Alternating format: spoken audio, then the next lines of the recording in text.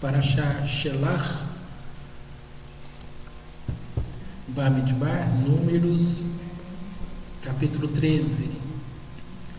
Já estamos na porção 37.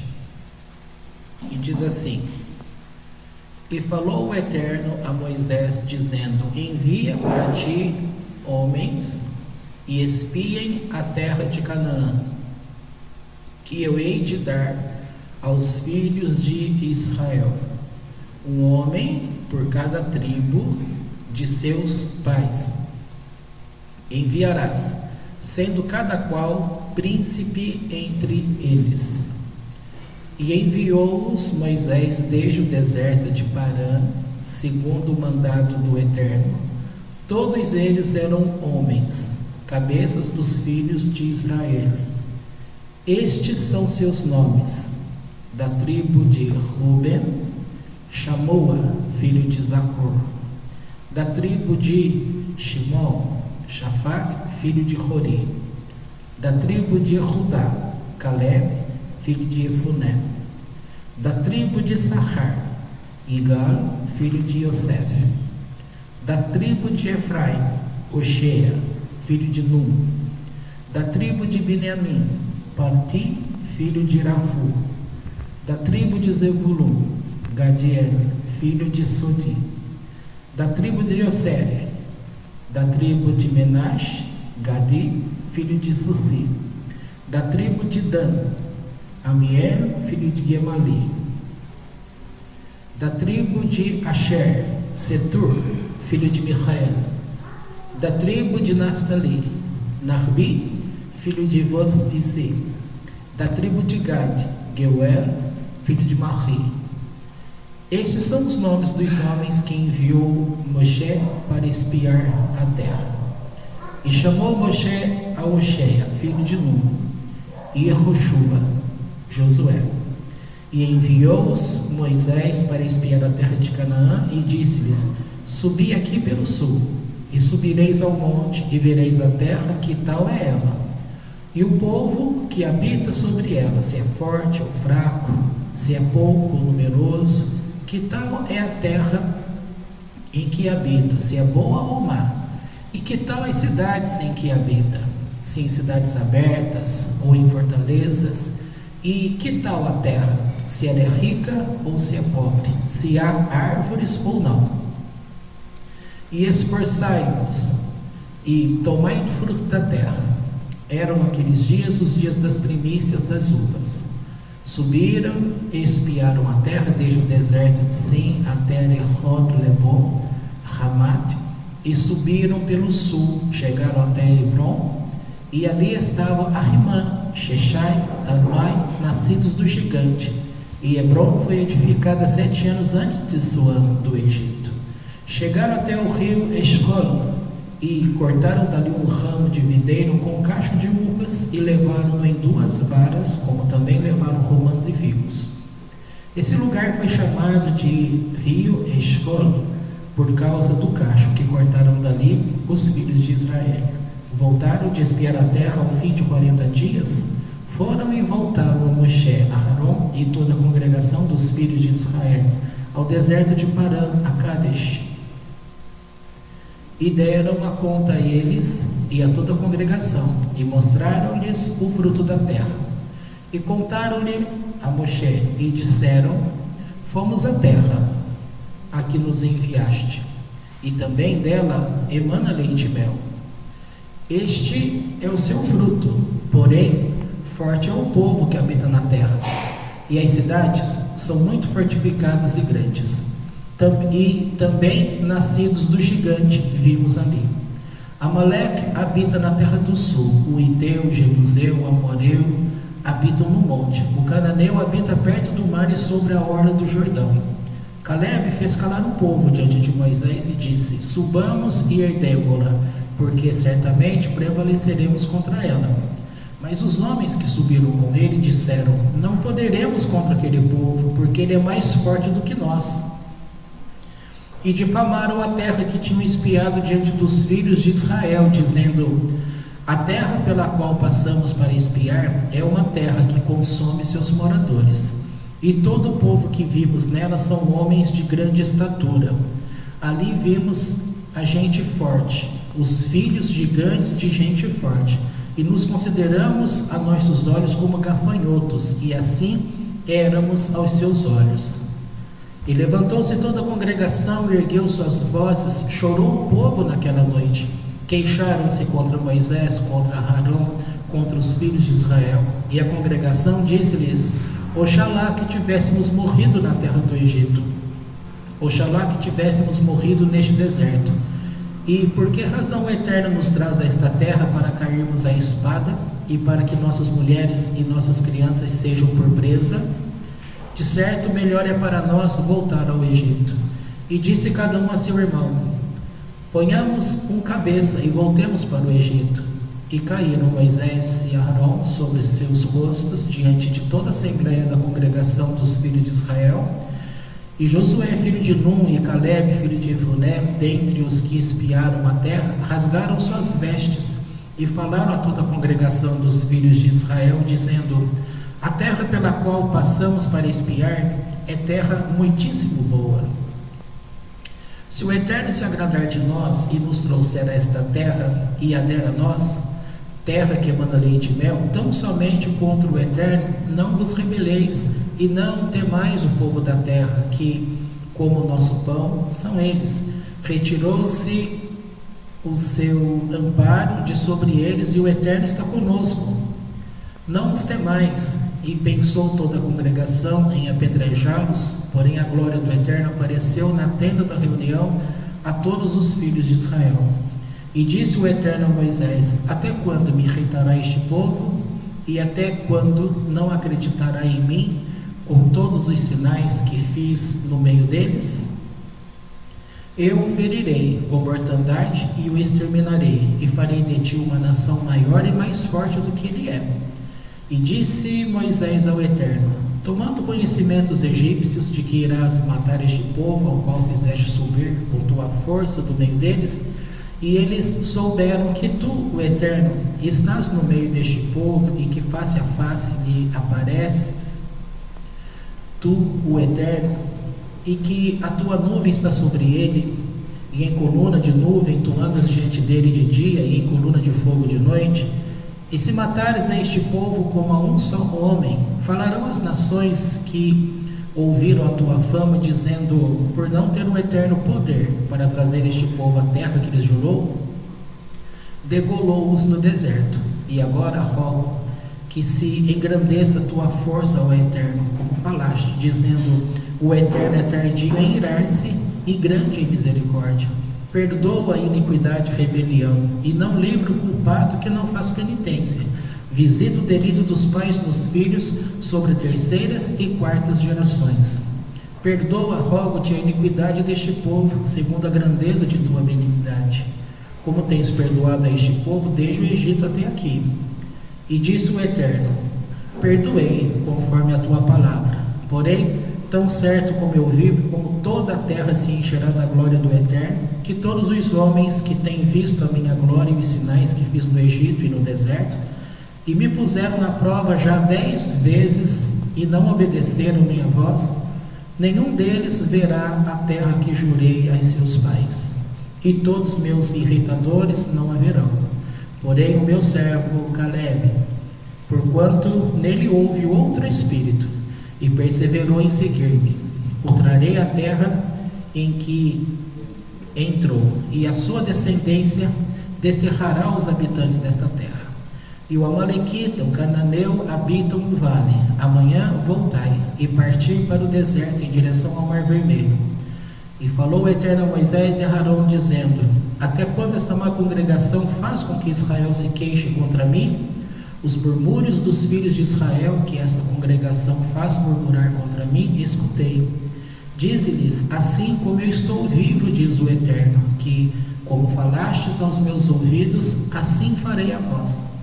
Neste deserto cairão vossos corpos, como também todos os que de vós foram contados, segundo a vossa conta, da idade de 20 anos em diante, os que murmuraram contra mim.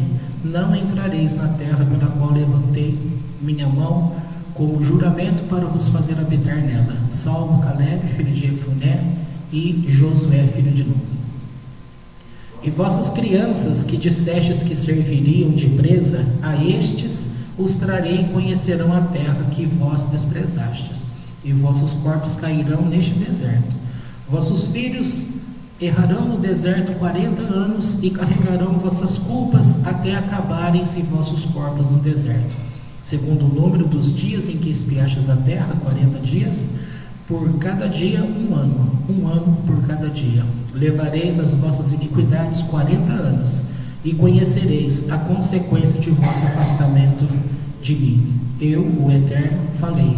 Assim farei a toda esta má congregação, que se reuniu contra mim. Neste deserto serão consumidos, e ali morrerão.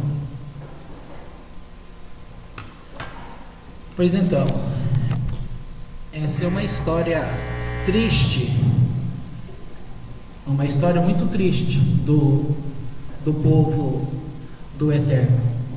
Por outro lado, estas coisas, elas servem para ensino, para chamar atenção, para que quem vê entenda e não erre mais. Infelizmente, parece que tem um DNA no ser humano, porque ele tem muita dificuldade. E essa dificuldade não é questão de fé. Aqui a gente pode entrar por uns conceitos que as pessoas não pensam. Geralmente se fala muito em fé, que se você não tem fé, fulano não tem fé para acreditar. A questão não está na fé. A questão está em que as pessoas não conhecem a seu Deus. E por que elas não conhecem a seu Deus? Muitos vão falar assim, elas não conhecem porque elas não têm fé. E porque não têm fé, elas não conhecem. Não é uma questão dialética desse tipo, que um sustenta o outro, de maneira alguma. A questão é que o povo neste mundo, exceto os judeus que têm recebido o ensino desde criança, as pessoas no mundo, elas não têm conhecimento de que onde está a verdadeira alma dela. E o fato de que, ao estar nesse mundo as pessoas, e estando a alma dela mais afastada, porque quem desfruta desse mundo não é a alma, quem desfruta desse mundo é corpo e parte emocional, não é a alma. A alma é, como vocês já aprenderam, o trabalho do corpo com a parte emocional seria abrir caminho para que a alma que vem de Deus, que conhece a Deus, pudesse receber o ensino dele. Porque a verdade, ninguém veio a este mundo para saciar sua vontade. E você pode perceber que nos tempos que a gente mais perde em reunião é para falar sobre livre-arbítrio, é para falar sobre injustiças, porque um servo de Deus tem dinheiro, o outro que é tão servo de Deus quanto ele em infidelidade, não é tão feliz quanto o outro, não tem tanto dinheiro quanto o outro, um tem enfermidade demais, o outro praticamente não tem enfermidade, e cai nesses conceitos de fazer comparações, e ninguém para pensar que a questão não está nesse tipo de comparações. Por que acaba tendo essas comparações? Porque todo mundo acaba se identificando demais com aquilo que se vê, com aquilo que se toca. Ou seja, e aquilo que se vê, aquilo que se toca, aquilo que se presta atenção, é aquilo que se torna realidade na sua vida. Qual é a prova disso? A prova disso é que nos tempos atuais a física quântica consegue mostrar essas coisas em laboratório, comprovando coisas que a Torá já fala, olha de quanto tempo antes. Enquanto muitos estão se gabando hoje que eles estão provando cientificamente, a Torá já ensina isso muito lá atrás. E A física quântica começou a provar essas coisas na época de Einstein. Então você pode pegar, para fazer conta redonda, você pode separar o ano de 1900, nós estamos em 2017. Você pega o ano de 1900, de lá para cá, me diga uma coisa, quanto que as pessoas aprenderam sobre este conceito? Se você comparar a população mundial, você pode colocar 0,0 alguma coisa. É um conhecimento que, hoje que se tem internet, que se tem meios de ler em livros, de buscar todo o histórico, porque a própria física ela foi se desenvolvendo de lá para cá e provando mais e mais coisas. Mas a questão principal é que o pensamento, aquilo que vai dentro da pessoa, cria a realidade dela. Por mais que se tenha ensinado isso de 1900 para cá, novamente eu pergunto, quanto que as pessoas aprenderam? Não aprenderam. Não aprenderam porque elas erram no princípio básico.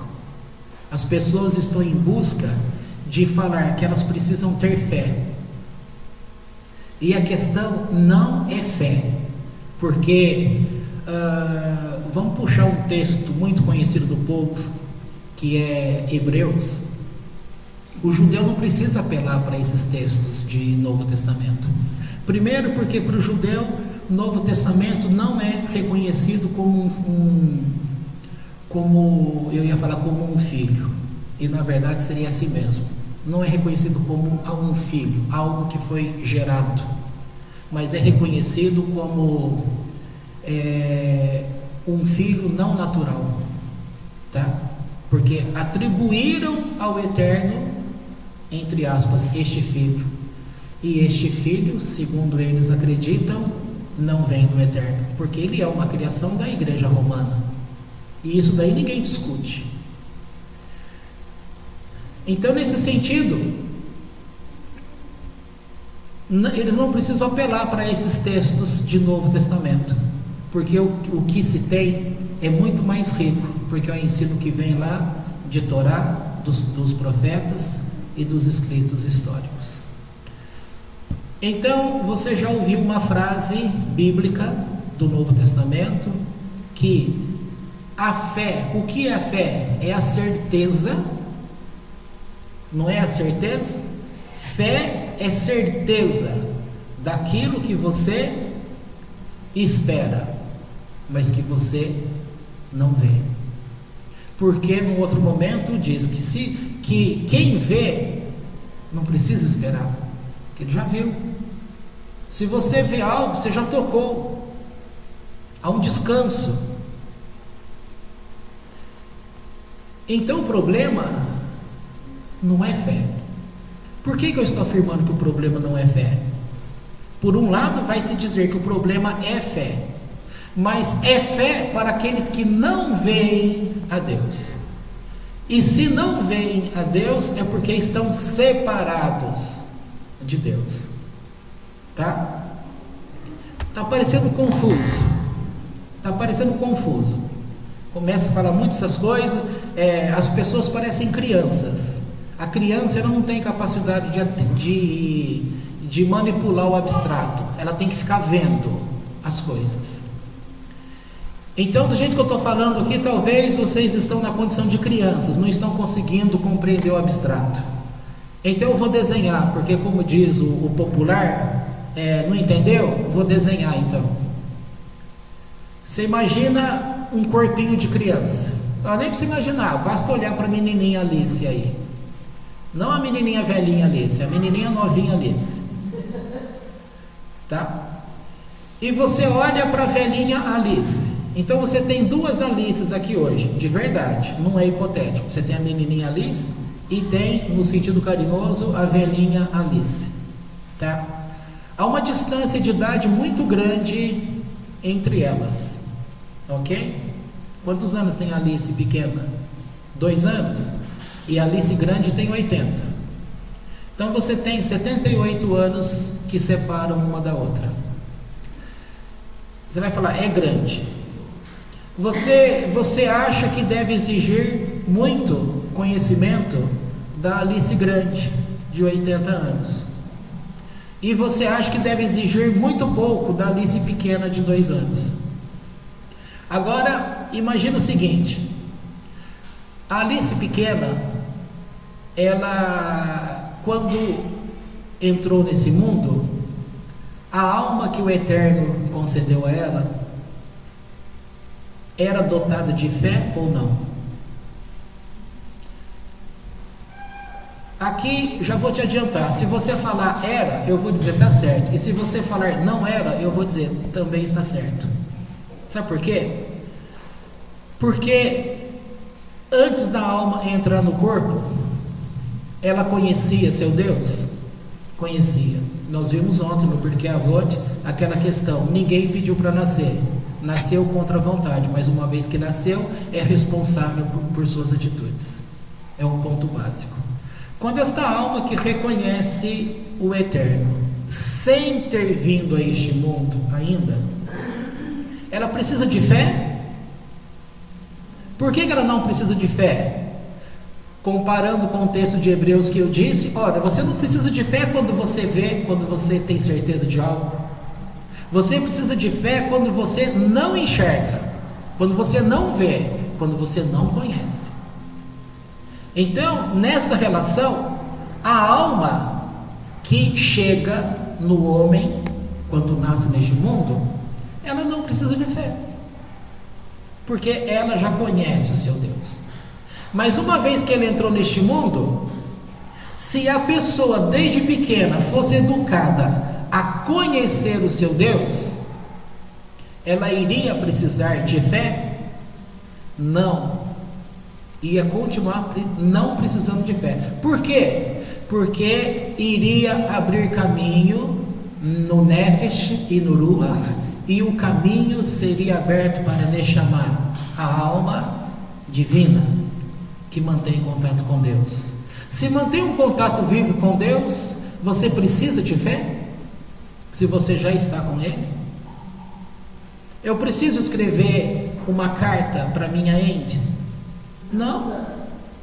De vez em quando eu estou lá fora e mando uma mensagem para ela no WhatsApp: bom dia, tá? Gente, faz isso. Por quê? Porque antigamente a gente escrevia um ao outro todos os dias. Por que agora que está casado não pode? E eu fico tão ali naqueles estudos, ali mexendo com aquelas coisas, que às vezes ela fala: Rafa, você não escreve para mim mais?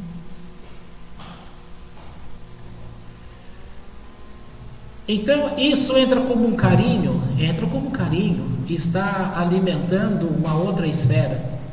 Mas nesse sentido, se a alma que habitava com Deus, ao entrar aqui, se ela continua um desenvolvimento aqui nesta terra, para ela manter aquilo que se conhecia de Deus, eu pergunto novamente: ela precisa de fé?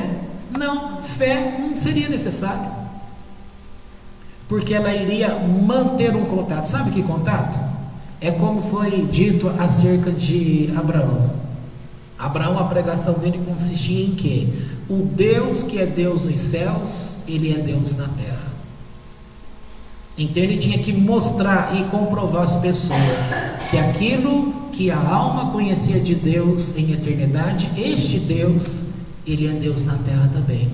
Só que para ser Deus na terra também, você precisaria tocá-lo com o teu corpo, com os teus sentimentos e com a tua alma. Novamente podemos lembrar o verso que falamos ontem, que você deve buscar a Deus de todo o teu coração, de toda a tua força, de todo o teu entendimento, somente a Ele prestar culto.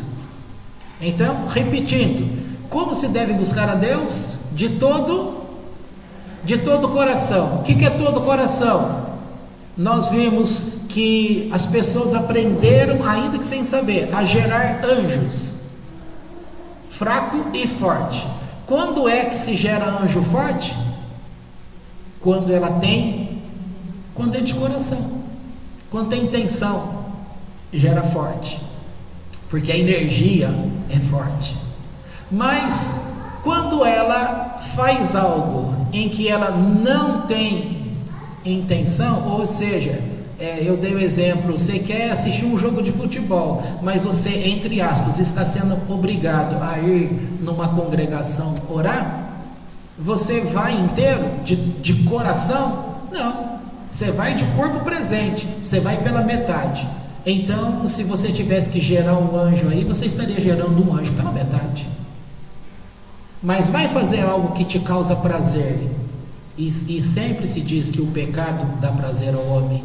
Então, pegando neste ponto aí que o pecado dá prazer ao homem, quando a pessoa vai fazer algo que é prazeroso a ela mergulha, como diz o ditado popular, de corpo e alma. Ela se entrega de corpo e alma. Então, que anjo que ela gera ali? Forte. Então, o anjo forte, ele é gerado de toda uma intenção. Ora, mas nós lemos pela Torá que você deveria servir a Deus de todo o teu coração, de toda a tua força, somente a Ele prestar culto.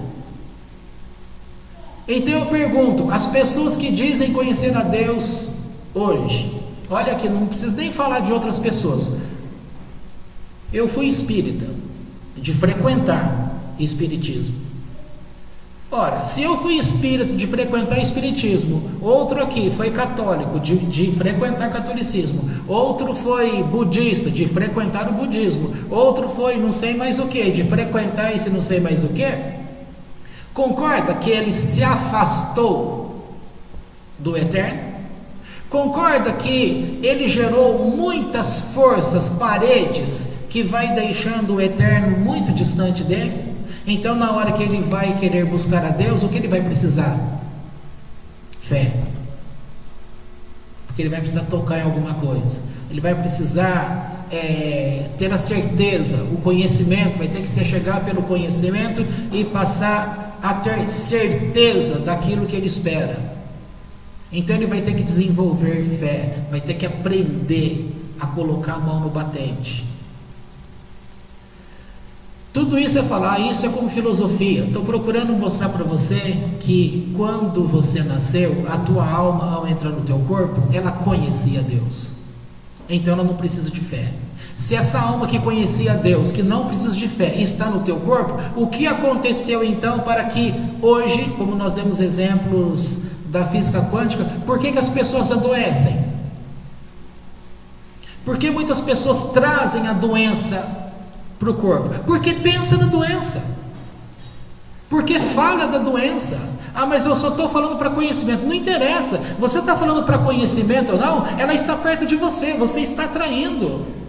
Você está falando, eu não gosto de fulano, eu não gosto de tal comportamento. Você está sempre mantendo coisas negativas diante de você, e coisas negativas diante de você vai influenciar você, vai criar uma realidade, e isso vai te afastar do Eterno cada vez mais. E as pessoas não admitem que estas coisas são verdades. Então as pessoas preferem viver num mundo de ilusão.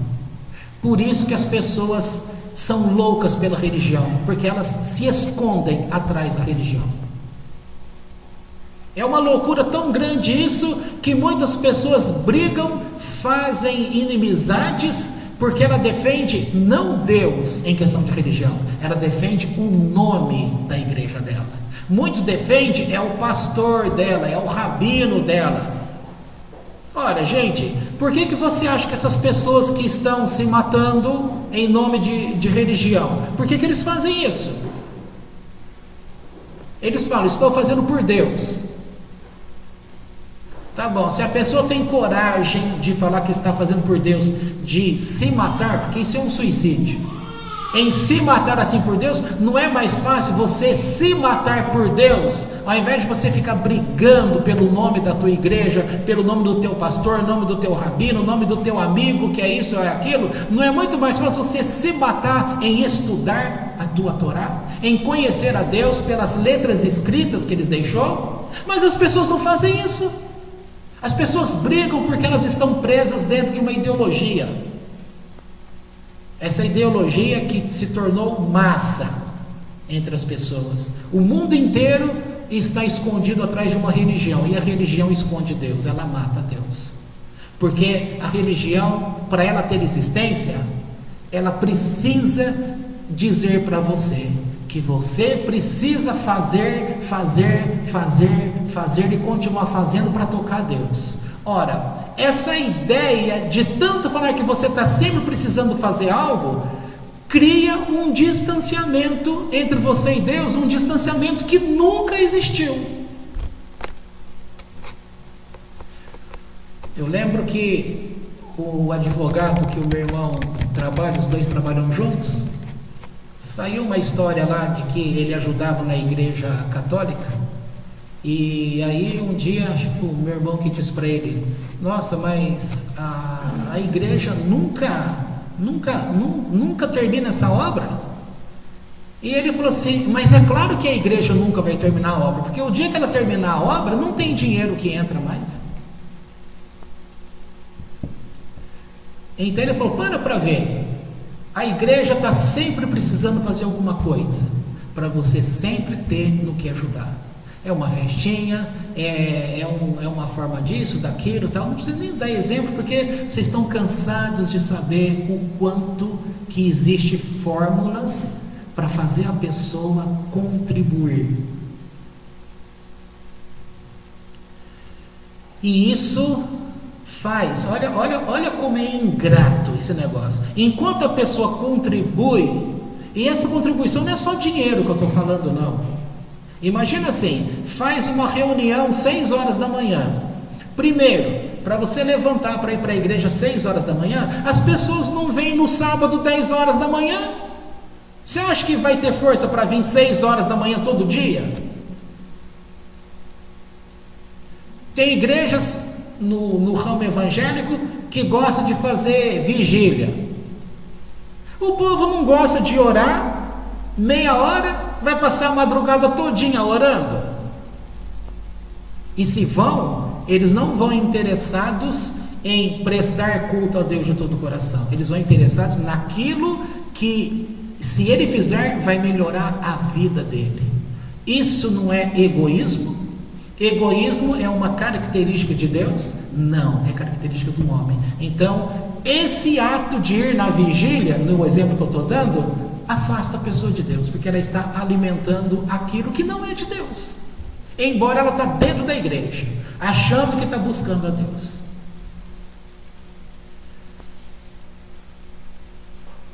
Vamos falar do texto, né? Senão passou a hora. Eu falei: quem que falou do texto? Pois é, você tem isso que eu estou falando. Você tem, quando Deus chama Abraão, a palavra que ele usa é Lech Lecha, tá? Inclusive é o nome de uma paraxá, Lech Lecha. Aqui o nome dessa paraxá a palavra é Shelach Lecha. As duas traz Lecha, que no sentido literal seria para você, para ti. Enquanto Deus, quando chama Abraão, ele chama Abraão e fala: sai da tua terra. Então o sentido é: saia para você, por você, para seu crescimento, para seu conhecimento. E eu vou te mostrar as coisas. Aqui, o enviar, ele usa o termo Shelach Lecha, e ele quer dizer: envie para ti. Há uma diferença grande, porque lá no sentido que Abraão recebeu de Deus, é que ele tinha que ir numa ação própria dele, para ele crescer com aquilo que Deus estaria mostrando. Aqui Deus está falando para Moisés, está dizendo para ele: eu não preciso que o povo seja enviado para dar conta de uma coisa que eu já falei para vocês que é boa. Deus já disse que é bom, então para que Deus vai falar: envie pessoas para ir lá comprovar aquilo que eu falei que é bom? É a mesma coisa eu falar para vocês: olha, chame um amigo seu para vir aqui para testificar que eu sou uma pessoa bonita. Para quê? Se eu já sei que eu sou uma pessoa bonita, para que você vai trazer uma pessoa para falar aquilo que você também já sabe? O povo recebe uma palavra, que eles iriam receber uma terra por herança, uma terra que mana leite e mel. Uma terra, como disse aqui acerca do Brasil, quando o Vasco da Gama escreveu a carta, e ele disse: esta terra é uma terra boa, em que se plantando tudo dá. Se plantou corrupção, tem corrupção. Se plantou jeitinho brasileiro, tem jeitinho brasileiro. Se plantou perversidades, tem perversidade. Tudo que planta, dá. Por que tudo que você planta em você mesmo dá? Porque você é uma terra boa. Por que você é uma terra boa? Se fulano fala, mas fulano não presta. Por que ele não presta? Porque ele não é terra boa? Ele não presta porque ele é terra boa. Só que aquilo que ele plantou nele, ele plantou coisa que não presta, deu coisa que não presta. Mas ele não deixou de ser uma terra boa. Ele é uma terra boa porque todos nós nascemos de Deus, viemos de Deus e retornaremos para Deus, porque nós vimos ontem de novo no Porquê Avô. Após o momento de nascimento, nós seremos acusados e vamos ter que morrer e prestaremos conta. Nesta acusação, nesse tempo que nós passamos aqui, o que é que você planta? Se você plantou perversidades, você vai estar diante do julgamento testificando as perversidades. Se você plantou paz, plantou coisas boas, você demonstrou ao mundo quem é Deus. Por isso que você não tem que ficar preocupado de mostrar Deus através de apenas vestimentas. As pessoas veem em você, primeiro porque as pessoas não sabem, mas há cheiro em nós. E não é um cheiro. A biologia fala que se o gambá ele exala um fedor para nós, se você perguntasse na língua do gambá se nós cheiramos bem, ele vai dizer: não, esses seres humanos têm um fedor que eu não suporto. Porque cada um de nós aqui exala um cheiro. E esse cheiro que se exala não é bom. Por que não? Porque a gente costumeiramente anda na prática do pecado. E quando fala pecado, acho que todo mundo pensa pecado no sentido, acho que pecado deve ter uns 5, 6 só, né? Porque as pessoas pensam em adultério, prostituição, homossexualismo e roubo, e não enche a mão, porque todo mundo só pensa nessas coisas. Mas pecado é você não se esforçar para conhecer a Deus. Pecado é você não reconhecer que Deus fez este mundo e que Ele é o único Senhor. Pecado é quando eu conheci o Espiritismo e acreditei no Espiritismo, depois eu acreditei não sei mais o que, depois eu acreditei não sei mais o que, até chegar no caminho que eu estou hoje. Então, tudo que eu procurei para ajudar, tudo serviu para me afastar de Deus. O que eu estou tocando aqui é que a tua alma, quando foi dada a você, ela conhecia Deus. A partir do momento que ela entrou no teu corpo, sabe o que você fez? Você priorizou o contato com este mundo. Você priorizou o contato com pessoas. Você priorizou casa, carro, roupa, vida. E o que as pessoas chamam de vida não é vida, é morte. E o que nós chamamos de morte aqui é vida.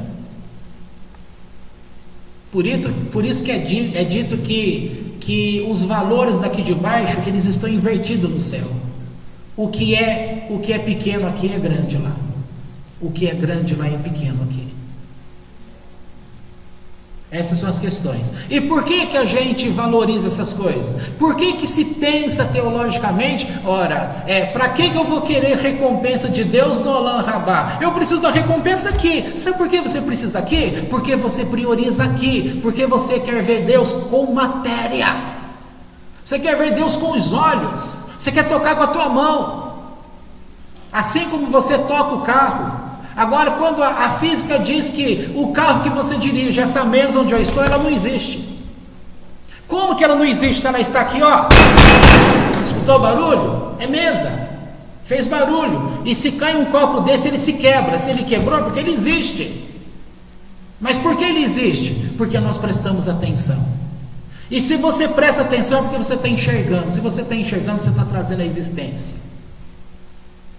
Pensa em coisas negativas, você traz a existência das coisas negativas. Pensa nas doenças, você traz a doença para o seu corpo. As pessoas não gostam de ouvir isso. Não gostam. Ódio. Ah, desse jeito é difícil viver. Como diz, quem disse que seria fácil? O Eterno fez a parte dele. Ele trouxe todo um manual. Só que os homens, porque se afastaram de Deus, uns ensinam aos outros a andar no afastamento de Deus. Então a população mundial, elas andam afastadas de Deus. Isto vale para o judeu também. Porque, como a gente leu numa outra passagem do Pirkei Avot de semanas passadas, quando falou sobre o tempo de se estudar, o tempo de criança estudar, ali nós vimos naquele comentário que muitos pais, que são judeus, não levam suas crianças para estudar as coisas do Eterno, o judaísmo, na idade correta de 5 anos de idade. Eles acham que a criança vai começar a ter essa responsabilidade em conhecer a Deus, a menina com 12 anos de idade e o menino com 13 anos de idade. Só que dos 5 aos 12, dos 5 aos 13, olha quantos anos se perdeu. E quanto afastamento gerou nas pessoas. São judeus. Então não era para... Ele não sabia? Sabia. Por que ele não pratica? Porque ele está valorizando aquilo que está perto. O que você cobiça? Aquilo que está perto. Tem um texto bíblico, também em cima do próprio Novo Testamento, Gálatas capítulo 5, que diz assim, vou falar com as minhas palavras: se você diz que vive no Espírito, então você deve viver também no Espírito. Falar que vive no Espírito, os religiosos falam, de qualquer religião, todos eles falam, todos. E se você ficar olhando para ele, você vai perceber nos primeiros 10, 15 minutos que ele não anda naquele Espírito que ele falou que vive naquele Espírito. Isso vale para todo tipo de pessoa. Moisés falou aqui para Deus: Deus, você já disse no passado que você é tardio em irar-se. Agora ele está cobrando Deus. Então haja, Deus, de acordo com o teu Espírito. Perdoa este povo. Um dia o Eterno falou para mim que eu tinha que agir de acordo com aquele versículo que é ouvir e naquela resposta, na ação, ser tardio. Como é que aquele texto lá, quem lembra? É um texto do Novo Testamento. E aí passou um tempo, ele me chamou a atenção no mesmo assunto e disse assim: como é difícil de ensinar essas coisas, porque a gente encostou, parece que tomou choque, ou seja, a gente reage por impulso. Isso, alguma coisa assim,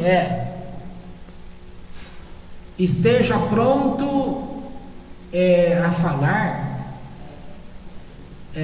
alguma coisa assim. Ou seja, a gente, ao invés de responder de supetão, deveria pensar um pouquinho, analisar para depois responder. O psiquiatra Augusto Cury, na teoria dele, multifocal, ele parte desse princípio, que se a humanidade deixasse passar 30 segundos,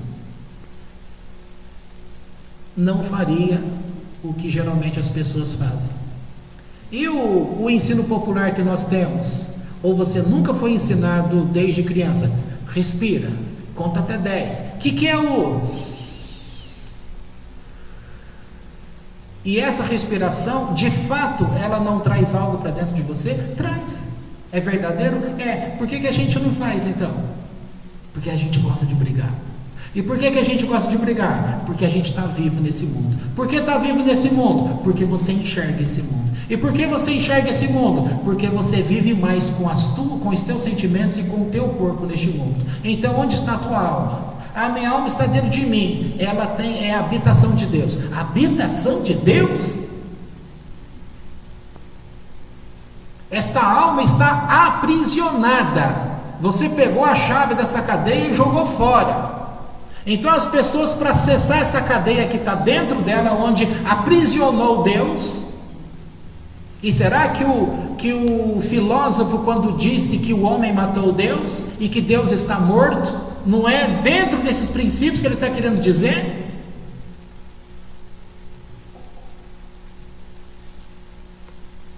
É. Bom, vamos voltar aqui.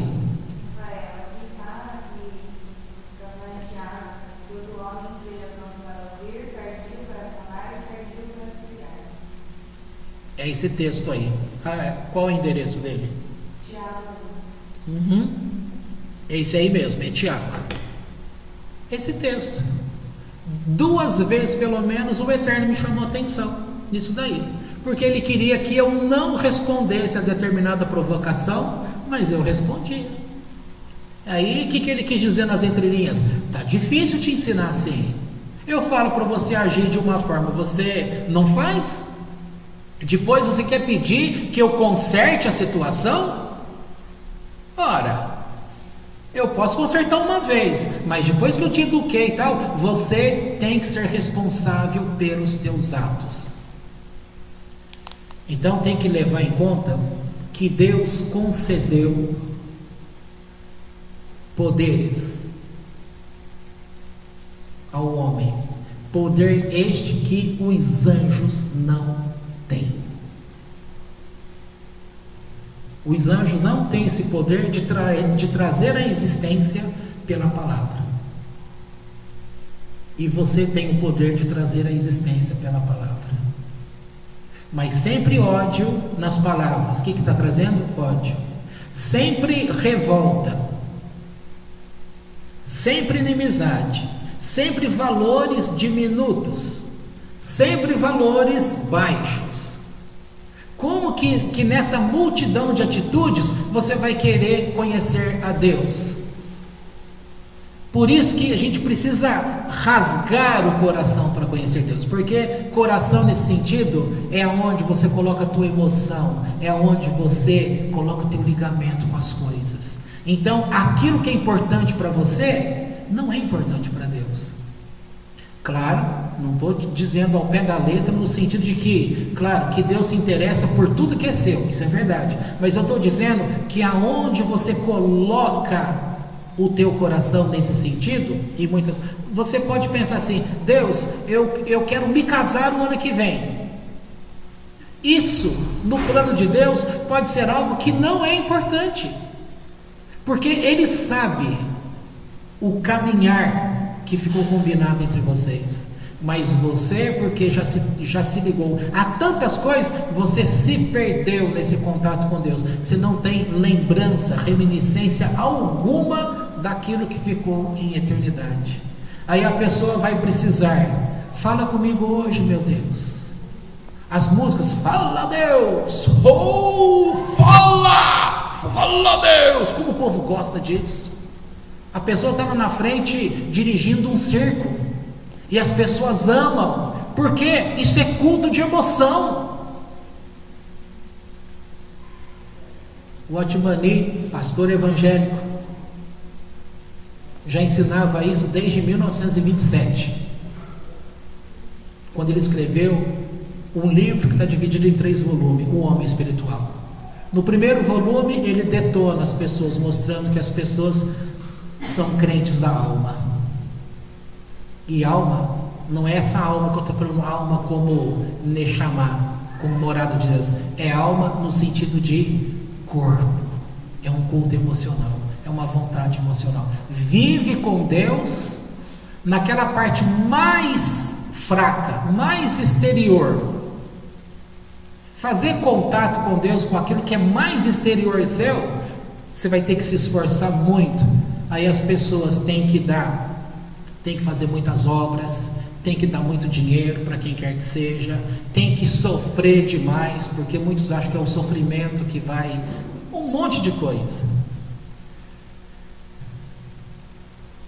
Era tudo para ser tão mais fácil, porque Deus chegou para esse povo e falou: olha, eu vou tirar vocês da terra do Egito. Tirou? Tirou. Eu vou fazer tal e tal coisa. Fez?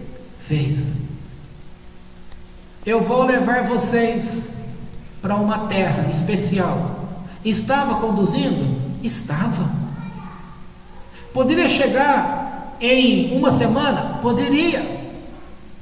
Então, onde foi que nasceu dentro do homem esse desejo? Moisés, a gente estava ali conversando entre a gente e a gente pensou o seguinte: que tal a gente separar pessoas para ir lá dar uma olhada? Ó, como vem as coisas, para ir lá dar uma olhada como são essas coisas, para ver que tipo de fruto que é essa terra. Vamos ter uma pré-visualização daquilo que é nosso. O que você acha?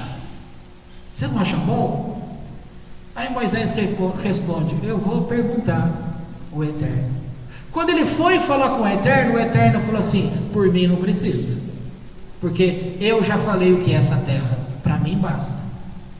Se Deus fala alguma coisa para alguém, tem que bastar. O problema é que tanto para este povo quanto para mim e para você, nós não nos conformamos com aquilo que Deus fala.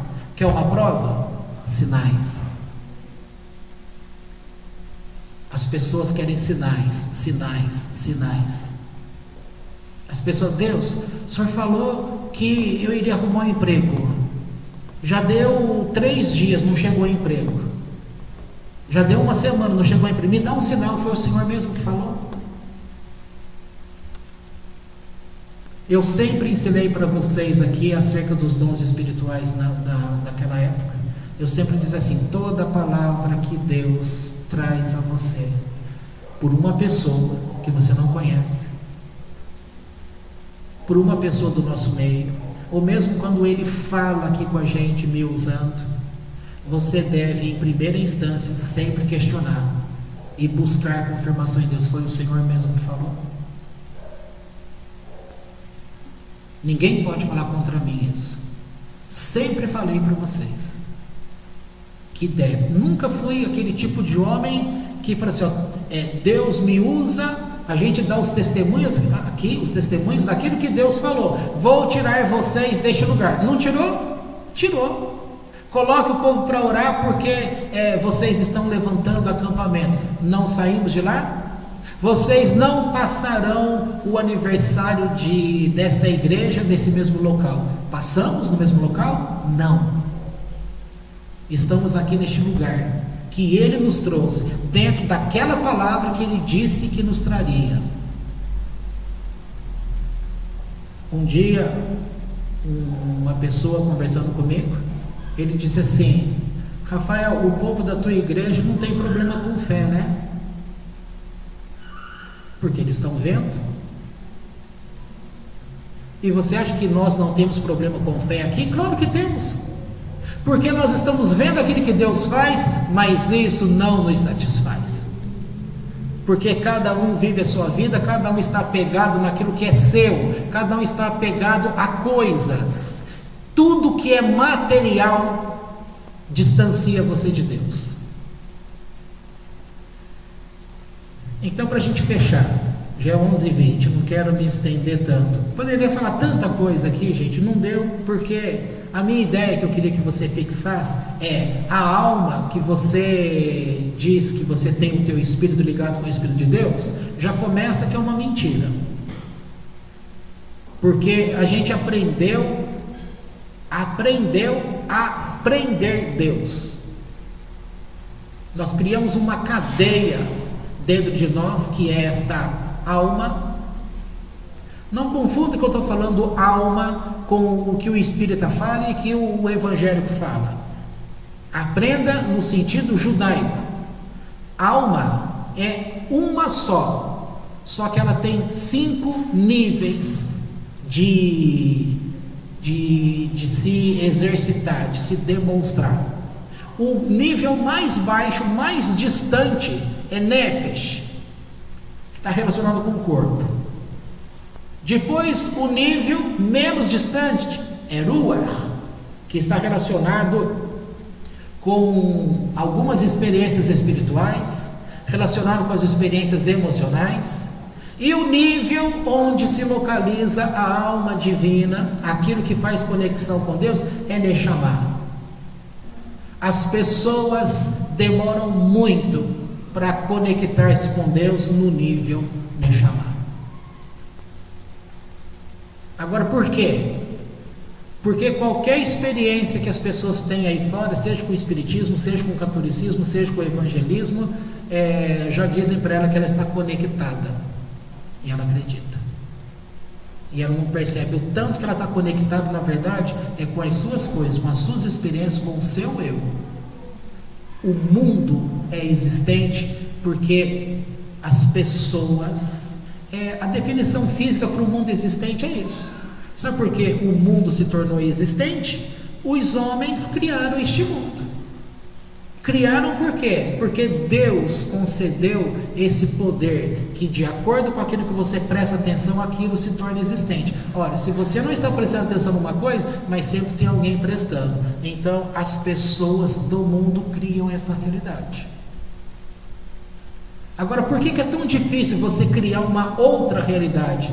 Porque você teria que se reprogramar.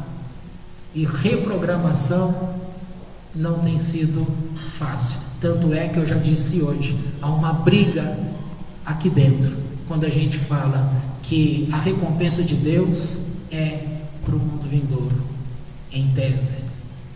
E as pessoas já de bate-pronto falam: o que adianta eu ser fiel com Deus aqui então? Para ser humilhado? Para ser recompensado só lá não adianta. Como que não adianta? Se lá a verdadeira vida é lá e não aqui? Por que uma pessoa que serve a Deus, vive com Deus, fala isso? Isso eu estou dizendo aqui do nosso meio. Isso é uma verdade aqui dentro. Por que isso é verdadeiro? Porque a gente ainda está conectado com aquilo que pensam da gente, por aquilo que falam da gente, por aquilo que eu quero de mim mesmo, por aquilo que eu idealizei de mim mesmo. E se eu não alcançar, eu me sinto humilhado, logo serei humilhado. E se eu não crescer logo, é porque eu não cresci. Então a gente está sempre preocupado com aquilo que os outros pensam, com aquilo que os outros acham. E tudo isso se torna existente. Se for ver um ponto de vista, fracasso não existe. E por que o fracasso existe? Porque você crê nele. E por que quando Deus te fala para crer numa bênção que Ele vai te dar, você não crê? Você crê naquilo que falam que você não presta. Mas quando Deus fala, eu amo, para mim você presta. Você não acredita, mas você acredita na porcaria que falaram de você.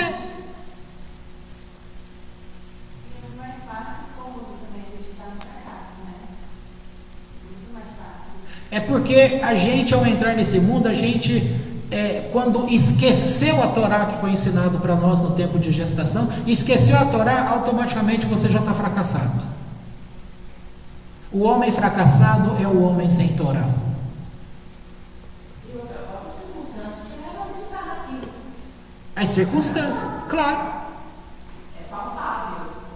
Está vivendo aquilo. Então, é a mesma coisa de pedir para olhar para essa parede e você vai falar assim, ela é roxa. Não, ela é azul. Não é azul, não é roxa. Rafael, eu estava pensando aqui em relação ao fogo, né? Moisés falou que poderia ir, e na verdade o Eterno já falou para ele que ele sabe onde ele estava levando o pessoal. Aí eu penso assim, Moisés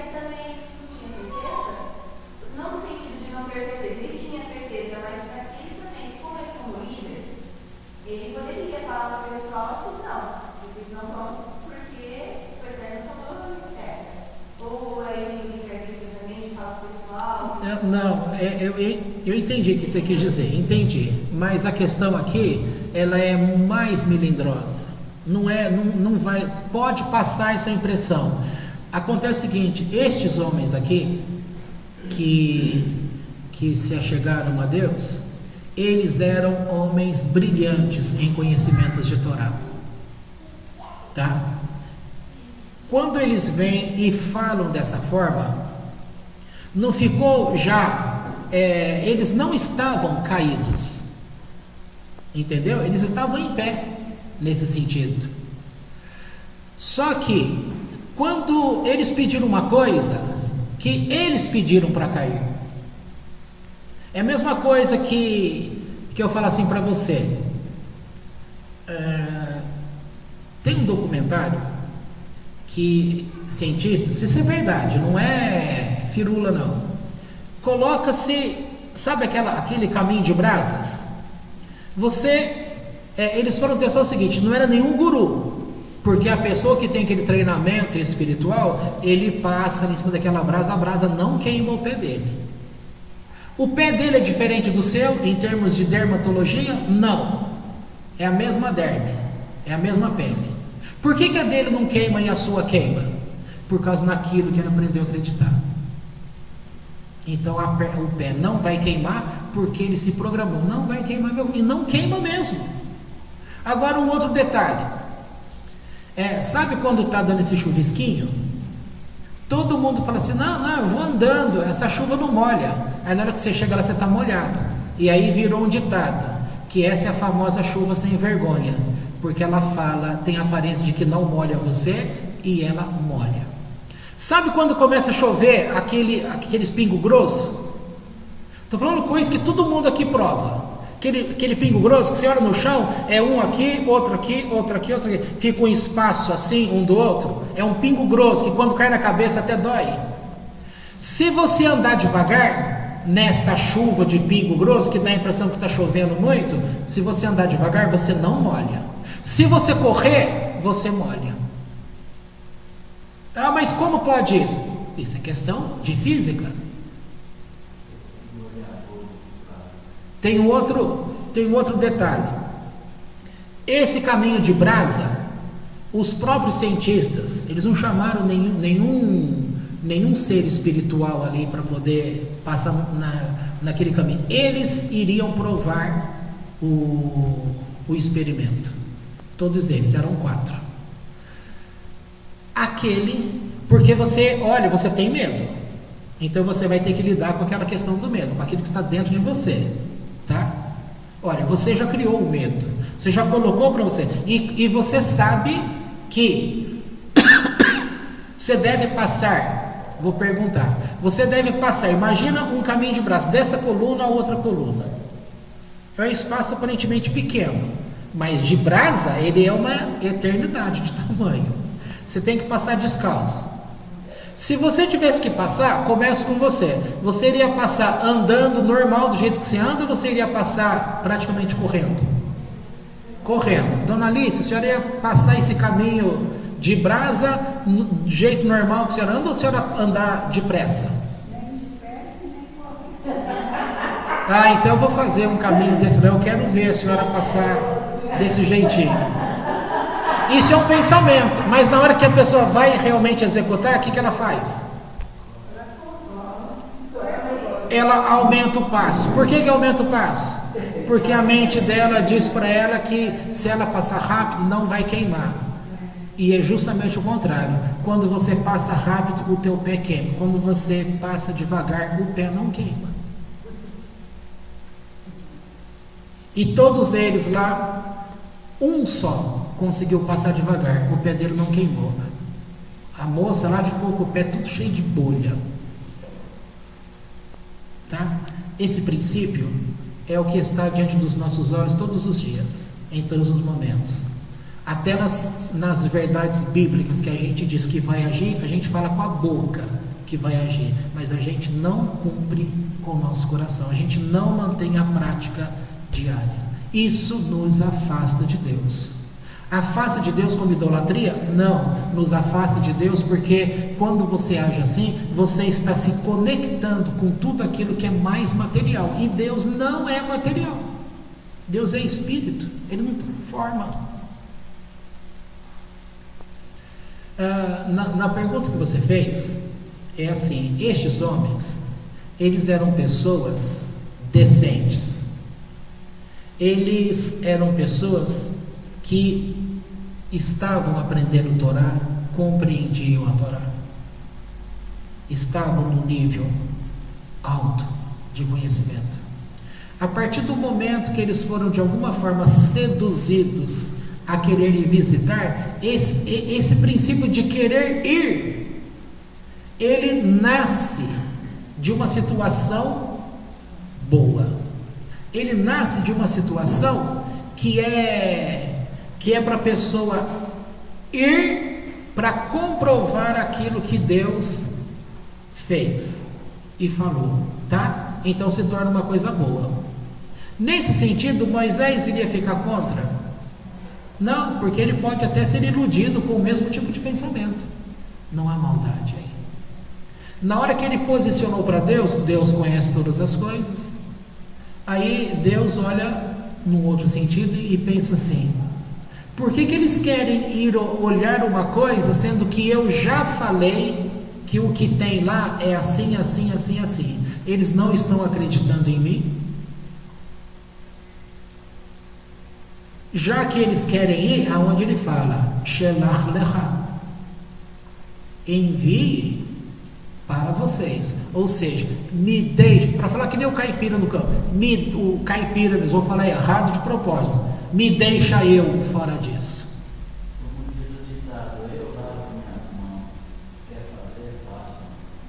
Faça por vocês, envie por vocês, Shelach lecha.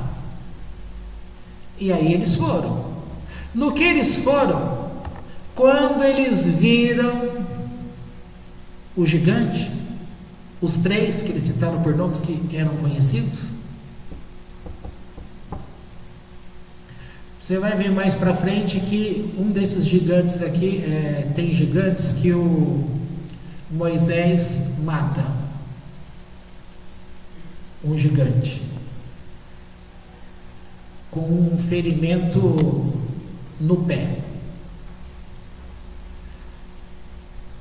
Que tamanho era Moisés?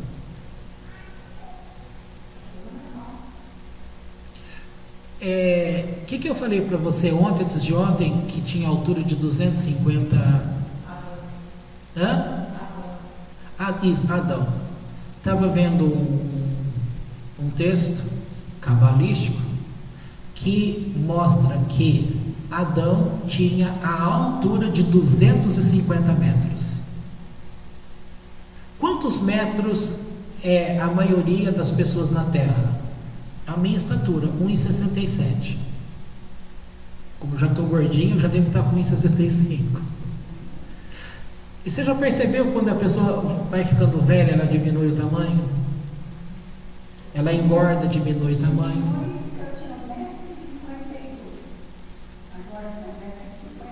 Então, já diminuiu 2 centímetros, mas com 80 anos, 2 centímetros só em 80 anos, ó, beleza, tá ótimo. Então, se Adão tinha 250 metros, hoje as pessoas têm em média 1,65, e para mulher, para homem a altura média é 1,65, para mulher a média é 1,50 para mulher.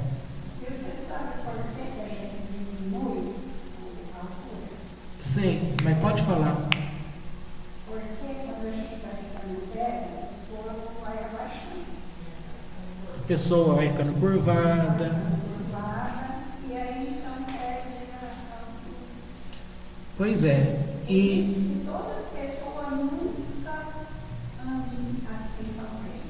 Andam sempre para trás. O corpo não vai para frente. E uma das explicações também é que quanto mais tempo você passou nessa terra, mais você aprendeu a olhar para você mesmo, então você vai se inclinando para o chão. Porque você foi tirado do pó, ao pó voltarás. E essa também é uma máxima, porque a gente, ao invés de olhar para o alto, a gente olha. Tá. Então, dona Jéssica, essa questão aqui, deixa Adão para lá, né? 250 metros. Se a pessoa já fica, não crê que, quando fala que Golias tinha 3 metros e pouco, eu trouxe uma imagem aqui para vocês uma vez, de um esqueleto que foi encontrado, o mais alto tinha 11 metros. Está lá a ossada e foi tirando a foto e o pesquisador do lado. Ele sumia perto da cabeça daquele esqueleto. O maior que tinha um de 5, de 6 e pouco, de 7 metros e pouco, e o que era maior, 11 metros de altura. Mais do que essa fachada aí. Essa fachada tem 8 metros. Você sai ali fora e olha e você fala, nossa, é alto demais. Essa pessoa era mais alta do que essa fachada. Agora 250 metros. Apocalipse, quando fala daquele anjo, vejam como tem sentido. Ali fala daquele anjo que um pé dele está num lugar do mundo, o outro pé dele está lá na outra. Para ele estar de pé e colocar uma perna aqui no Brasil e outra perna lá na outra extremidade, que você vai demorar não sei quanto tempo de avião para ir lá, e ele simplesmente está com a perna assim, é porque ele tem que ser muito alto. Então nós temos problemas com a altura, e esses problemas de altura que eu estou falando é de se identificar com a nossa verdadeira natureza, porque nós somos seres espirituais e não naturais daqui. Só que a gente nasce e a gente começa a aprisionar Deus, porque a gente se liga com tudo aquilo que existe e começa a ter experiência corporal, experiências visuais, experiências de tato, de sentir, experiências com cheiro, experiências com ouvido, experiências visuais, com os sentidos que nós temos. Isso vai nos envolvendo, e Deus, que é espiritual, que é sem forma, que é acessado por outras regras, ele vai ficando esquecido. Quando você começa a querer buscar Deus, você vai precisar se apegar na questão fé.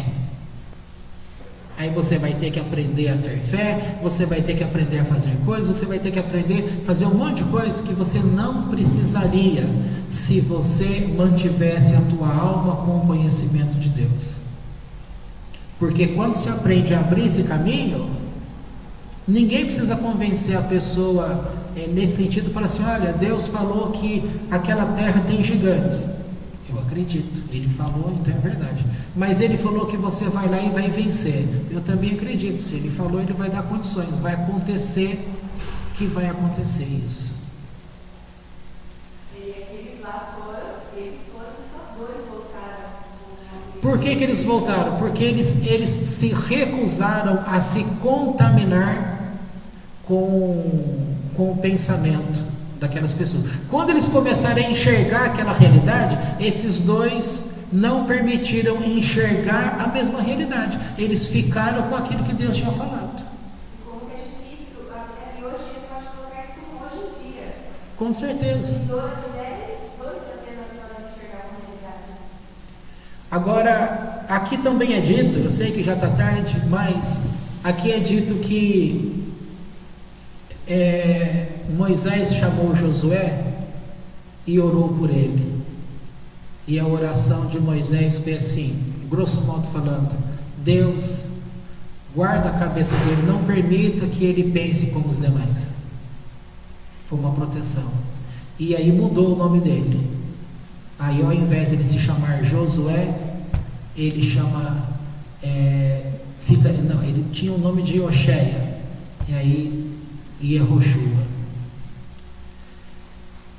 Yehoshua, qual o nome famoso que você conhece no Novo Testamento? Yehoshua, o que isso lembra? Yeshua. Sabe qual foi a diferença aí do nome que ele colocou para ser Yehoshua? Foi colocado uma letra do nome de Deus. E aí, Oxéia, a primeira letra é o Re, tá? Quando se escreve Yehoshua, foi trazido um Yud. Quando você pega Re com Yud, você tem metade do nome de Deus, tetragrama, que é Yud, Re, Vav, Re. O Re com o Yud é o jeito que aparece na Torá para você saber que é o nome de Deus. Não aparece ali Yud, Re, Vav, Re, aparece diminuto, abreviado. Então aparece o Re e o Yud, que você pode ler ali como Adonai. Nesse sentido, quando o outro é Caleb. O texto aí fala, para quem leu, fala que quando ele estava lá no meio, ele se afasta um pouco daqueles homens e vai orar lá na terra onde estavam enterrados seus antepassados. Quem eram os antepassados? Abraão, Isaac e Jacó e suas respectivas esposas, menos Raquel, que Raquel não foi enterrada ali. E então os dois que se guardaram não se contaminaram. E eles viram as mesmas coisas, só que o jeito que as pessoas entenderam foi diferente. Por que numa casa, olha um exemplo também simples. A dona Alice tem 2 filhos, um chama João, outro chama Ivete. Tiveram o mesmo pai? Foi o mesmo pai, né, dona Alice? Ela pode estar pensando o quê? Que eu sou daquelas? Não, foi o mesmo pai. Aí fala, o pai não prestou. O pai não prestou tanto para um quanto para o outro, correto? As dificuldades, se houveram dificuldades, foi tanto para um quanto para o outro. Por que os dois são tão diferentes? Um vê o mundo de uma forma, o outro vê o mundo de uma outra forma. Você pega a minha casa, são 4 irmãos. O mesmo pai? O mesmo pai. As mesmas dificuldades? Se passou fome, todos passaram fome. Se teve isso ou aquilo, se não tinha roupa, se foi humilhado, todos passaram. Por que cada um leva a vida de uma forma? Não é uma escolha pessoal? Não adianta falar coitado dele ou coitado dela. É como a gente viu ontem, a pessoa é responsável por aquilo onde ela se gruda, ela se apega àquilo que ela escolheu escolher. É uma escolha, novamente por redundante, mas para ficar bem claro, ela escolheu escolher aquilo. Aqui Deus está deixando claro, eu vou mostrar para eles que eles são responsáveis por suas escolhas. E precisou ter punição e consequências. E quando eles voltam e começam a falar aquelas coisas, eles conseguiram, o povo creu na conversa de quem? Na conversa boa de Josué e Caleb, ou na conversa deturpada dos 10? Na conversa deturpada dos 10. O povo chorou a noite inteira e ficaram desesperados. O que eles falaram? Vamos levantar chefes sobre nossas tribos e vamos voltar para o Egito? Voltar para o Egito? É o que eles queriam. As nossas crianças vão morrer todas elas aqui. Deus, quando fala para Abraão e para Moisés, fala assim: Moisés, pode dizer para eles que eles falaram que as crianças deles vão morrer aqui, são estas crianças que vão entrar na terra que eles acabaram de perder, para mostrar que quando eu falo, eu faço. Então isso, seja certo para você, ganha garra, como diz a gíria popular, fecha com Deus. Então Deus falou alguma coisa, responde para ele: fechou, Deus. Então está fechado. Se Deus falou, está falado. Ah, mas eu tenho que ter fé para crer. Ah, se você tiver que ter fé para crer, então você não crê. Eu simplesmente tenho que saber que Deus faz. Se eu tiver que ter provas, uma em cima da outra, então eu de fato não creio. Se você me perguntar, você tem fé? Eu posso falar para você, não tenho fé. Por que eu não tenho fé? Porque aquilo que Deus fala, eu acredito. E se eu falar que eu tenho fé naquilo, eu estou partindo do ponto que eu preciso de algo para me fazer acreditar. Eu não preciso de algo, eu simplesmente acredito. Você é muito conformado com a tua, entre aspas, pobreza. É a tua opinião, mas eu sou feliz. E eu acredito na recompensa no pós-vida, que o lugar certo é lá e que as coisas foram preparadas lá, não aqui. Mas você acha justo? Acho. Por quê? Porque eu ensino de Deus. Então você é conformista. Não sou.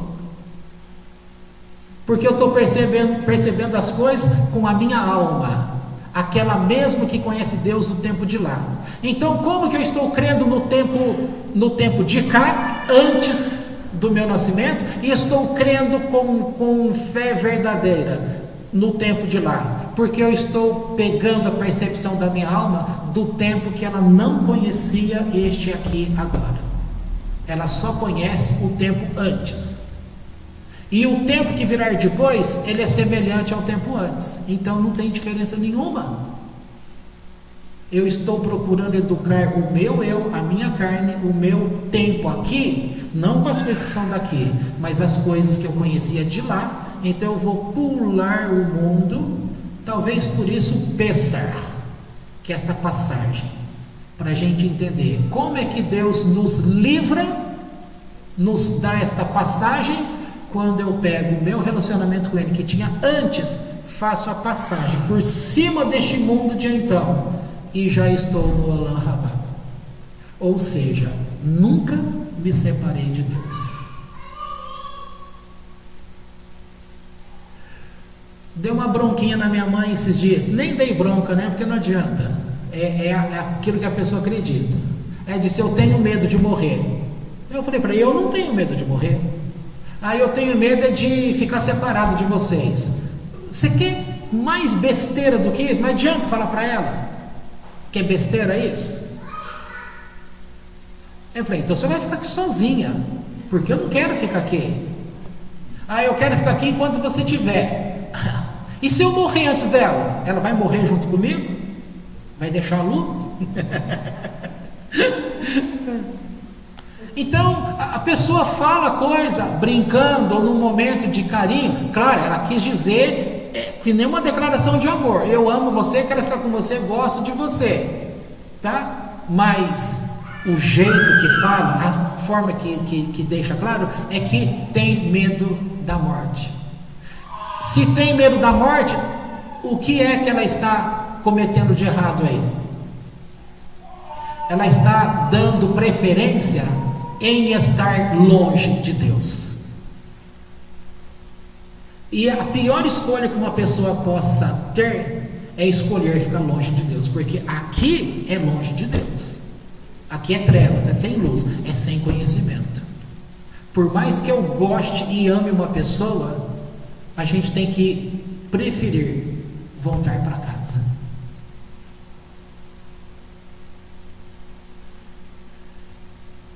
Não sei se vocês assistiram um filminho aí que a gente falou aquele dia, Ensina-me a Viver.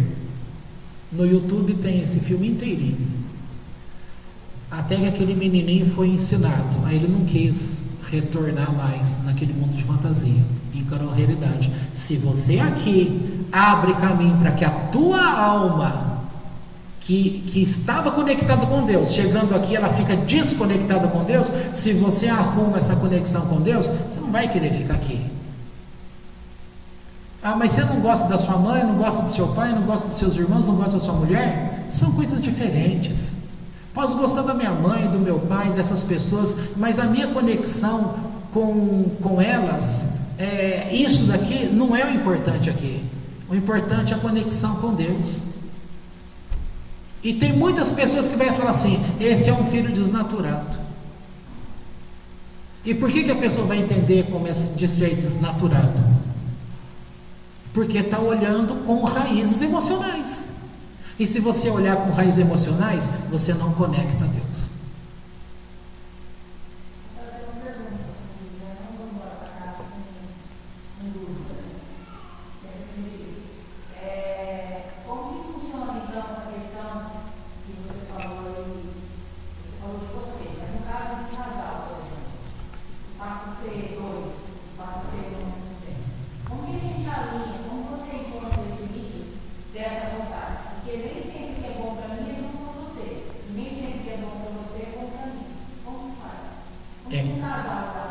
No fundo, para você tá bom, para mim não tá. Para mim não tá bom, para você tá.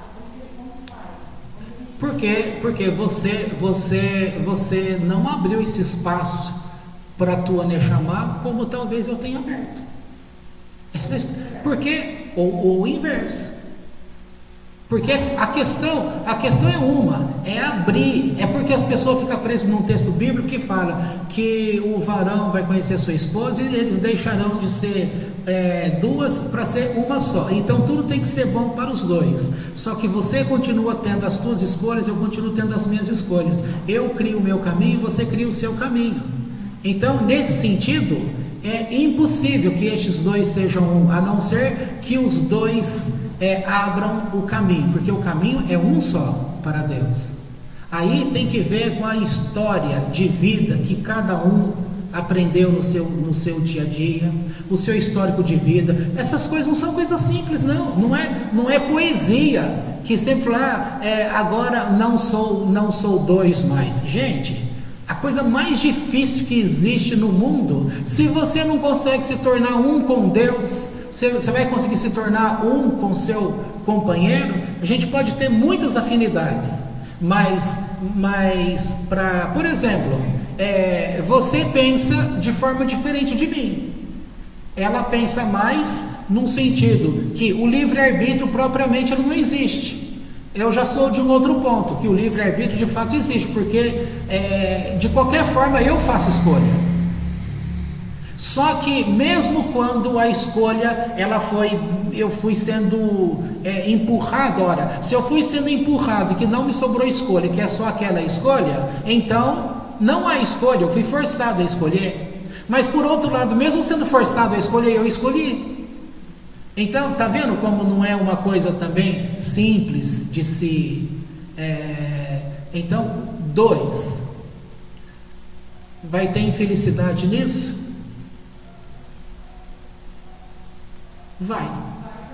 Vai, porque se ela não está feliz com determinado, não é comportamento meu com ela, não, ela está falando no sentido de ser existente numa relação. Numa relação seguinte, eu posso não ter uma casa hoje, se ela é casada comigo, ela também não tem uma casa hoje, tá? Eu posso entender que o problema principal não é não ter uma casa, mas ela pode entender que o problema principal é ter uma casa.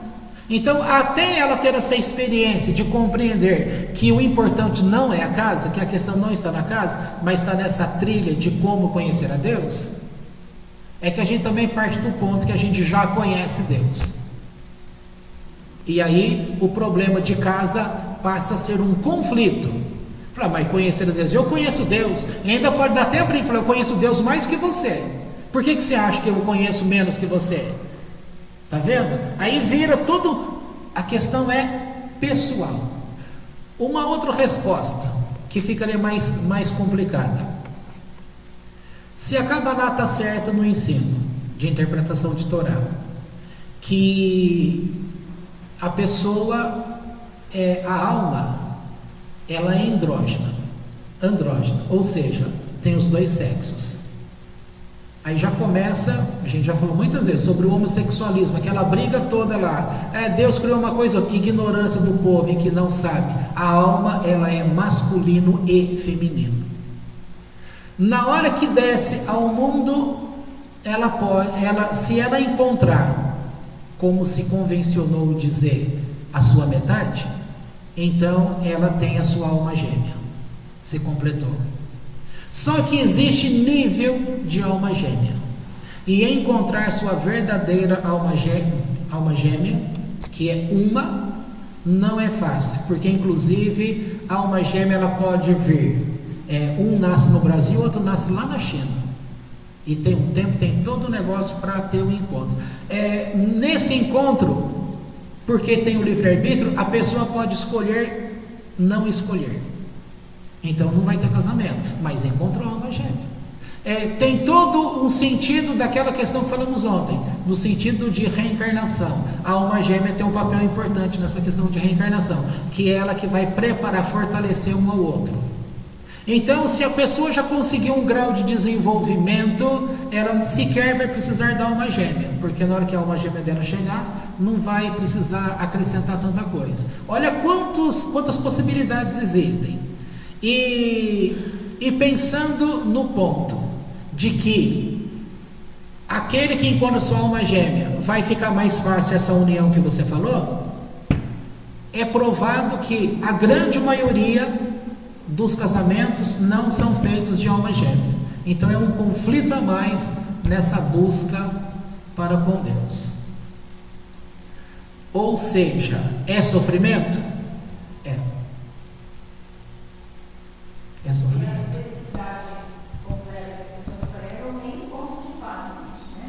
Não, porque no próprio conto de fadas, para ser feliz tem que ser fazendo contraponto com a infelicidade. Alguém vai ser feliz, essa é a verdade. Alguém vai ter que escolher, porque todo mundo fala, casamento é renúncia. Então a sua verdade vai ter que se transformar em mim, a minha vai ter que se transformar em mim. Alguém vai ser feliz, porque alguém vai ter feliz. Bom, pelo que se eu lia uma parte que eu próprio Miguel eu não sei te dizer, mas independente, supondo que é alma gêmea, você falou, você a maioria não é alma gêmea, supondo que ser alma gêmea, também existe o que antes de casar, antes de você conhecer essa pessoa, você tem que se identificar. Mas normalmente os dois anos que estão identificados no que é para se identificar, aí vem os dois para se identificar. Então, normalmente não existe esse tipo de sofrimento, porque deve ser a identificação também. Eu entendi tanto que você falou, tanto que ela falou, essa última parte, mas vocês estão esquecendo do ponto principal. Isso que vocês falaram é verdade, e acontece na grande maioria, e eu acredito que isso acontece 99%, que sempre um vai ter que se ferrar, abrir mão. Só que nesse ponto que este um está abrindo mão para se ferrar, aonde está o erro dele? Ele está se ferrando no sentido que ele está olhando para a vida do seu companheiro e está tentando se adequar ao companheiro. E nisso ele está falando, eu estou acertando, estou fazendo o outro feliz, estou cumprindo o meu papel. Mas aonde verdadeiramente ele está errando? Porque o caminho meu e seu não é um para o outro, é eu para Deus, você para Deus. Então aquilo que você chama de infelicidade, você está chamando de infelicidade porque esse pedacinho chamado infelicidade você não conectou com Deus ainda. E é difícil explicar assim, porque nós não temos uma coisa separada, nós somos um emaranhado de coisas, tá?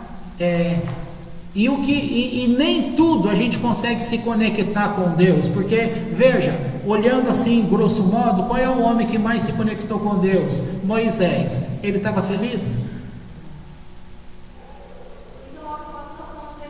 Qual é o homem que passou 120 dias, um dia para cada ano da vida dele, passou com Deus na eternidade, e ele foi um homem feliz? Ele teve esse vínculo como um com a esposa dele? Não, porque Deus inclusive pediu para que ele se separasse. Ele se separou da esposa para cumprir o mandamento de Deus. Só que quando nas igrejas a gente vê igrejas, como eu já participei de uma, que ela apela inclusive que se for necessário você tem que fazer o serviço de campo com Deus e deixe a tua esposa com as crianças em casa. Muitos casamentos acabaram se tornando infelizes porque ele se mata lá para ser aquele homem, aquele pastor, só quando ele volta para casa os filhos cresceram, a mulher ficou muito tempo sozinha. E aonde está a felicidade aí? Não é fácil, nós estamos mexendo com gente. Humanamente falando, parece que não há uma solução.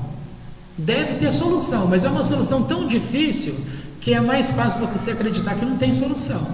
O ideal é que cada um procure o seu prazer em Deus, ou seja, o prazer na infelicidade. Ora, gente, eu não vou ser demagogo. Você acha que eu estou feliz do modo que eu estou vivendo hoje? Por mais que as duas que estão lá me tratem bem e me amem, gente, eu não posso dizer que eu estou feliz assim, não estou. Mas porque eu não estou feliz assim, eu vou permitir que eu seja infeliz? Porque a situação não me deixa feliz? Ora, uma coisa é a situação não me deixar feliz, outra coisa é eu me tornar infeliz.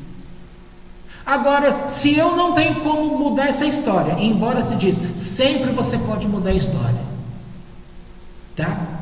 Mas enquanto não houver uma mudança, porque uma mudança dessa também não é fácil, nós temos que cuidar de uma e de outra. E se de repente muda tudo, a gente simplesmente vai embora e deixa duas para trás? É justo isso? Onde está o amor? Ah, mas ficar junto traz infelicidade? É uma infelicidade que eu preciso aprender a torná-la felicidade. Mas ensina que a gente vai ver na igreja evangélica, que o casal, ele tem. Vocês têm uma hora, veja. Que a gente tem que, como casal, encontrar algo de bom para os dois, que seja bom para os dois, isso não é tão correto, né? Porque, usando o que você terminou agora de falar, o ideal não seria que eu encontre aquilo que é bom para mim e viva ao teu lado, e você encontre aquilo que é bom para você e viva ao teu lado. Mas, ou seja, desde que isso esteja alinhado com Deus. Em outras palavras. Está perfeito isso que você falou. Palavras, eu tenho que encontrar aquilo que é bom para mim e Deus. Ou seja, aquilo que é bom para nós dois. Que vai nos satisfazer a ambos. E você, a mesma coisa. E assim a gente deve seguir a vida. Porque a gente nunca vai encontrar esse meio termo que a gente já aprendeu na igreja evangélica. Não existe essa mentira. Não só na igreja evangélica, como na prática filosófica dos conceitos do mundo. Eles pregam, os dois têm que caminhar juntos, e é que tem que ser bom para os dois, gente, mas são pessoas. Só que ter essa sincronicidade Isso não vai existir nunca. É só a gente pegar assim, uma escada. Para que serve a escada? Para fazer você subir numa certa altura. Aí você pega uma escada e junta com outra escada, formou um casal, tá? Um casal de escada. Mas você concorda que, por mais que se tenha padrão de um, como é que chama? De um degrau para o outro, por mais que tenha um padrão, por exemplo, 30 centímetros, não sei se é muito, mas 25 centímetros, de um para outro. Você pega uma escada grandona e a outra menor. Se fosse um padrão seguido 25 por 25, tanto a menor quanto a grandona, na hora que você justapõe uma com a outra, vai dar os passadores iguaizinhos, tá? Aí eu creio que talvez seja assim. Só que aquela que é menor, por que ela é menor? Porque ela se ligou em terra com o divino aquele tamanho. E se ela casou com outro que se ligou mais, ou você espera que todo casal tenha se ligado ao mesmo tanto? As pessoas são diferentes. Então, na hora que um ficou mais para cima e a escada ficou assim, enquanto está ponto com ponto, que você fala felicidade completa, você acha que é felicidade completa? Você acha que ela não vai perceber que tem mais um tanto de degrau para cima que ela não tem? Não tem solução. Então, nesse sentido, é aquele que foi dito, é procurar ser feliz dentro da infelicidade. Na verdade, não é para completar o outro, é para você complementar o outro. É diferente. Isso, completamente diferente, de significado diferente. Então, eu não completo ninguém. Eu vou adicionar alguma coisa na tua vida, quer dizer, pelo menos a gente vai tentar. Porque eu acho que um casamento é uma tentativa. É uma tentativa. Todo dia você tenta adicionar algo bom no seu caminho e você no meu, e assim a gente vai deixar vivendo. Não tem explicação. O final do capítulo do comentário do livro ontem, a gente leu sobre o Baal Shem Tov, que os discípulos dele, na hora da morte dele, que ele estava agoniando ali, os discípulos começaram a chorar, né? E aí ele estende para os discípulos e diz o quê? Por que vocês estão chorando? Porque o mestre está morrendo. A resposta dele é: eu me preparei a vida toda para este momento. Não era para eles estarem felizes de ver que o mestre alcançou aquele estágio?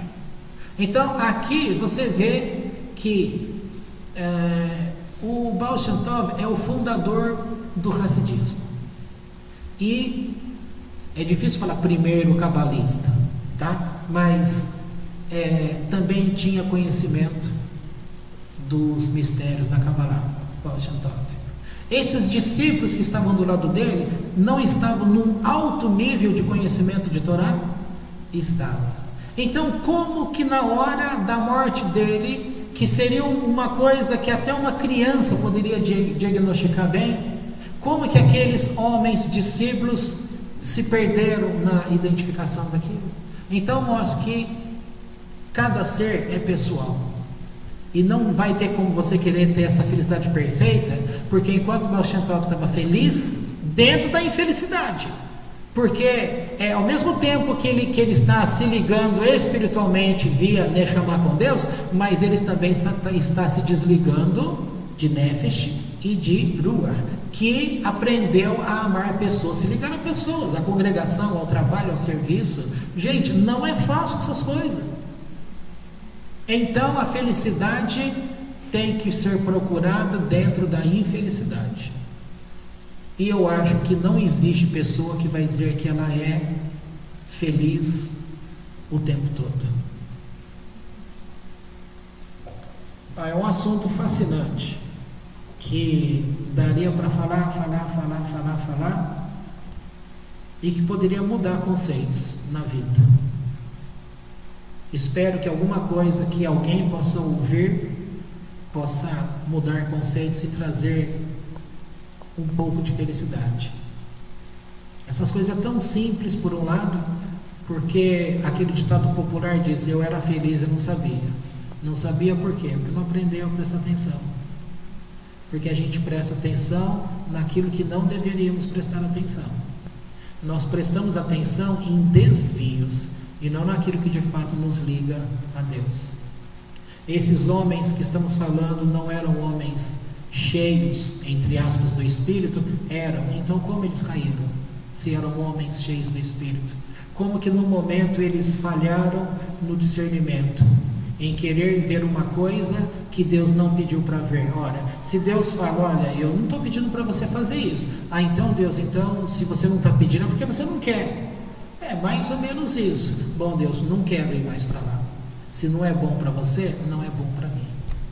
Não poderia ter acabado a história aí? Não, mas vamos ver.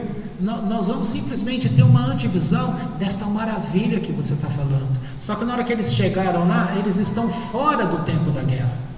Então eles estão vendo uma coisa que não é para o tempo deles, e você corre o risco de enxergar uma coisa fora do tempo e achar que não é bom para você. Ou você nunca teve uma pessoa... Eu estudava com uma menina e eu disse para ela um dia assim: se eu não conhecesse você daqui de perto, se você fosse de um outro curso, se eu visse você lá fora no pátio, eu jamais chegaria perto de você. Ela falou: nossa, por quê?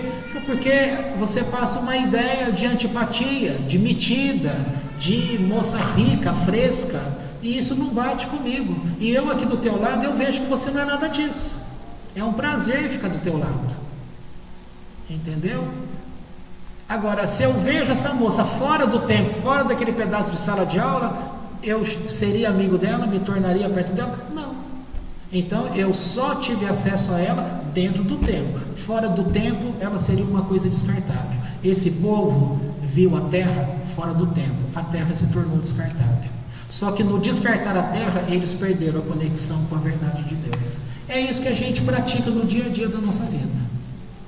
Bom, agora preciso encerrar mesmo. Que o Eterno tenha muita misericórdia de nós e nos abençoe.